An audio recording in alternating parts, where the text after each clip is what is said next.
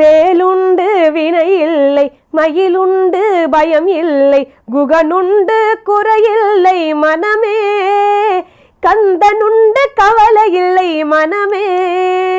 என்னங்க எல்லாரும் சேர்ந்து பாடிட்டு இருக்கீங்களா? பாடினது போதும். அடுத்தது அம்மா கந்த சஷ்டி கவசத்தை பாடுறது மூலமா கிடைக்கக்கூடிய பலனை அற்புதமா சொல்லியிருக்காங்க. அது என்னன்னு கேட்டு தெரிஞ்சுக்கலாம் வாங்க. நம்ம சங்கரா தொலைக்காட்சி நேயர்களுக்கு மீண்டும் மீண்டும் இந்த கோவை கமலாவோட பணிவான வணக்கம். முருகனை எவ்வளவு எவ்வளவு எவ்வளவு சொன்னாலும், எத்தனை நாள் சொன்னாலும், எவ்வளவு நாளைக்கு சொன்னாலும் அழுக்காம நீங்களும் கேட்டு நானும் சொல்லி, இது பெரிய பகவான் நமக்கு கொடுத்த பெரிய வரப்பிரசாதம். துதிப்போர்க்கு வல்வினை போம், துன்பம் போம், நெஞ்சிற் பதிப்போர்க்கு செல்வம் பலித்து கதித்தோங்கும், நிஷ்டையும் கை கூடும், நீ மலர் அருள் கந்தர் சஷ்டி கவசம் தனை அமரரிடர் தீர அமரம் புரிந்த குமரனடி நெஞ்சே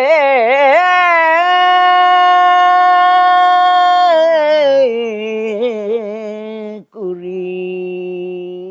முருகா, துதிப்போர்க்கு வல்வினை போம்.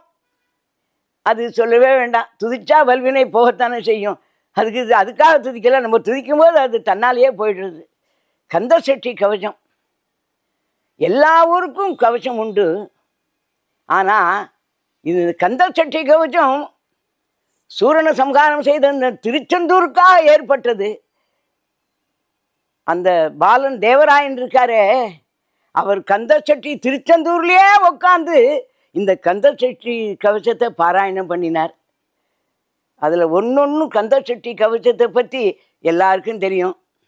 ஒரு முறை ஒரு நாளைக்கு ஆசாரத்துடன் அங்கம் துளக்கி அடாடா நேசமதோடு நினைவது வாக்கி. சஷ்டி கவசத்தை பற்றி உங்களுக்கு தெரியும்.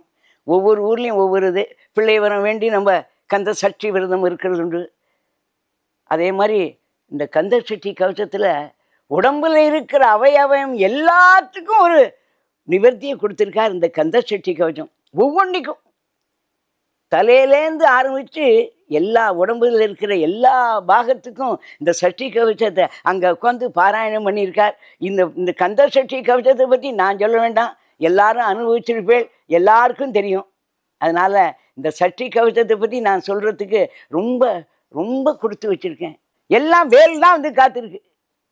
என்னம்மா எத்தனை வேல், எத்தனை வேல், அருள்வேல், அழகுவேல், இனியவேல், எல்லாமே முருகா முருகா. விதிசை வேரென்றும் வேலவர் காக்க, நாசிகள் இரண்டும் நல்வேல் காக்க, தேசிய வாய்தனை பெருவேல் காக்க, எண்ணிலங்கழித்த இனியவேல் காக்க. ஆஹா முருகா, எத்தனை வேல் கொண்டு உடம்புல இருக்கிற அத்தனையும் வேளாலேயே காக்கிறார் பகவான்.